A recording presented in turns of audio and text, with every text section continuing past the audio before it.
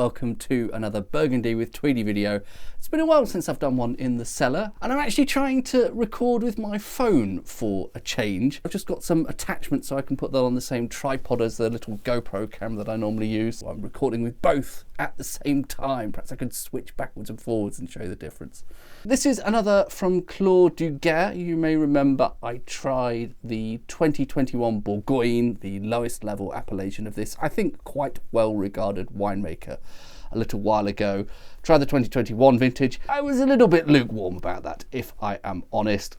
To recap, the Gevrey Chambertin I thought was fantastic, but it's pretty pricey. I thought I would try the Bourgogne instead. This is the 2019 vintage, which I have higher hopes for.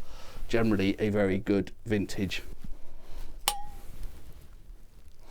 As always, there are a lot of weird background aromas in my cellar, which makes it far from perfect as a place for nosing wines, and even less perfect for assessing colours thereof. Those background aromas of my cellar aside, nice warm sort of aroma. I don't know why the word warm springs to mind. This is at cellar temperature, but I think I would, before any swirling, characterise that fruit as blackberry. Mûr. Quite a pleasant rendition thereof. Almost a sort of little hint of it. It's not jammy, but there's almost a hint of, I don't know, brown sugar or something around the edges. With a swirl, what do we get? A bit fresher, a bit more juicy. But definitely, I think the fruit character there is very much around blackberry more than anything else. There could be some other berry fruit in there. There could be some, I don't know, possibly black cherry, but I think we're largely talking about blackberries here, and quite a nice expression thereof as well. On the palate, quite rich.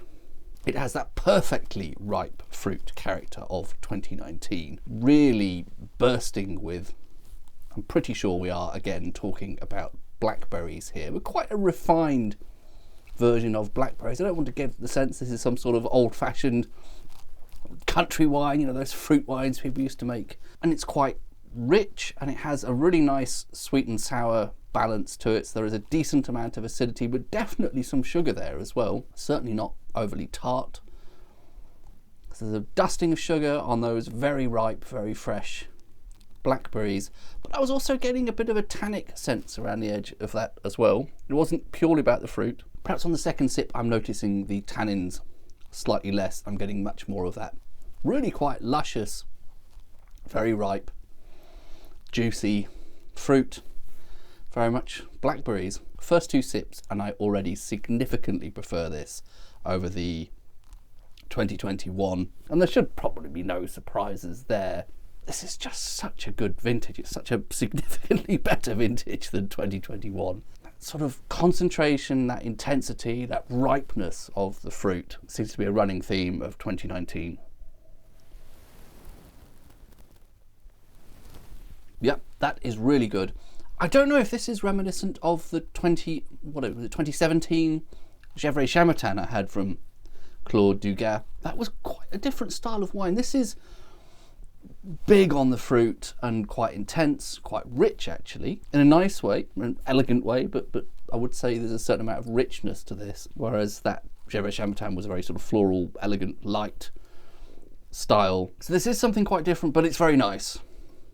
I'm pretty happy with that, even in these dank, probably also dark surroundings. I may not have sorted the light out particularly well, so you may have been watching a gloomy, awful video that isn't composed properly because my phone doesn't have a screen facing this way. If I use the better camera, this may all have been terrible, but the wine at least is actually very nice. Whether or not it's good value for money, this is one of the most expensive Bourgognes I've bought in some time. I'll put the price on screen there. I mean, certainly it's a lot cheaper than buying, you know, the Gevrey Chambertins and so on, particularly from this producer, but I don't know, is that good value for money compared to, I keep coming back to Philippe Gavinier is my sort of benchmark for excellent value Burgundy. It's a different style. It's perhaps an apples and oranges comparison, but that is certainly very good. I'm going to stop babbling now. Cheers.